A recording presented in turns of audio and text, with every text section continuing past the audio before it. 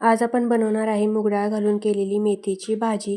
त्यासाठी काय करायचं, कढईमध्ये 2 चमचे तेल गरम करायचं। त्यामध्ये आपल्याला लसणाच्या ठेचलेल्या पाकळ्या घालायच्या आहेत, त्याचबरोबर बारीक चिरलेली एक हिरवी मिरची घालायची आहे।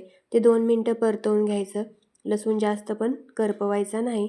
त्यानंतर काय करायचं, जी मेथीची भाजी धुवून चिरून ठेवलेली होती ती त्याच्यामध्ये घालून घ्यायची।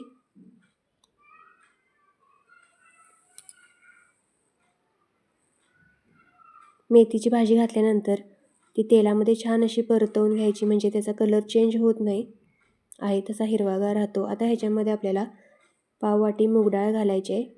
ही भिजवलेली मूग डाळ नाही, कच्चीच आहे। त्याचबरोबर भाजलेल्या शेंगदाण्याचा कूट घालायचा आहे। चवीनुसार मीठ घालायचं। पुन्हा एकदा ते व्यवस्थित असं मिक्स करून घ्यायचं।